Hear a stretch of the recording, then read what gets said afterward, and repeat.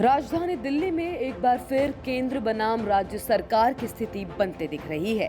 इसकी वजह है केंद्र सरकार द्वारा संसद में एनसीटी एक्ट से जुड़ा पेश किया गया एक संशोधित बिल। सरकार का आरोप है कि संशोधित बिल लाकर केंद्र सरकार दिल्ली में उपराज्यपाल की ताकत में बढ़ोतरी करेगी। इस मसले पर अब दिल्ली के मुख्यमंत्री अरविंद केजरीवाल ने केंद्र सरकार पर निशाना साधा है। मुख्यमंत्री अरविंद केजरीवाल ने ट्वीट करते हुए लिखा कि दिल्ली के लोगों द्वारा नकारे जाने पर विधानसभा में 8 सीट, एमसीडी में उपचुनाव में 0 सीट, बीजेपी अब लोकसभा में बिल लाकर दिल्ली की चुनी हुई सरकार की शक्तियां कम करने की कोशिश में है। ये बिल संविधान पीठ के फैसले के विपरीत है। हम बीजेपी के इस असंवैधानिक और अलोकतांत्रिक कदम की निंदा करते हैं। अरविंद केजरीवाल ने अपने एक और ट्वीट में लिखा कि ये बिल कहता है दिल्ली में सरकार का मतलब एलजी होगा, तो चुनी हुई सरकार क्या करेगी?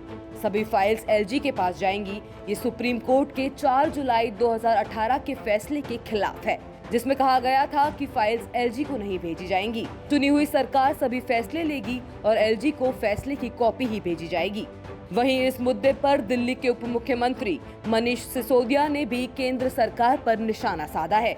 सिसोदिया ने कहा कि भाजपा की अप्रोच साम दाम दंड भेद से चुनाव जीतना है और जब जनता चुनाव हरा दे तो फिर विधायक खरीद कर सरकार बनाना है। सुप्रीम कोर्ट ने साफ कह दिया था कि संविधान में लिखे हुए का मतलब है कि दिल्ली के चुने हुए मंत्रिमंडल के पास में पूरी पावर्स होंगी।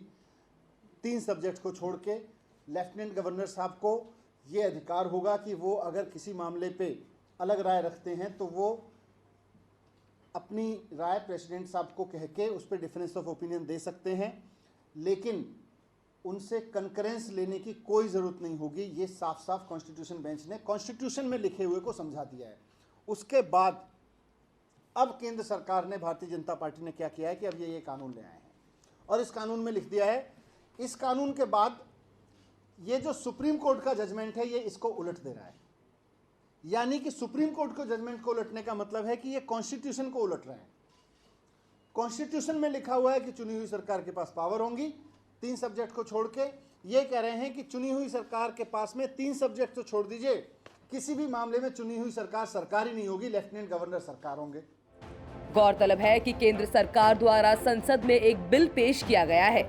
इसके तहत दिल्ली के उपराज्यपाल को कुछ अतिरिक्त शक्तियां मिल सकती हैं। इनमें विधानसभा से अलग कुछ मामलों में दिल्ली सरकार को उपराज्यपाल की मंजूरी लेनी होगी। बिल में संशोधनों के मुताबिक दिल्ली सरकार को विधायिका से जुड़े फैसलों पर एलजी से 15 दिन पहले और प्रशासनिक फैसलों पर करीब 7 दिन पहले मंजूरी लेनी होगी।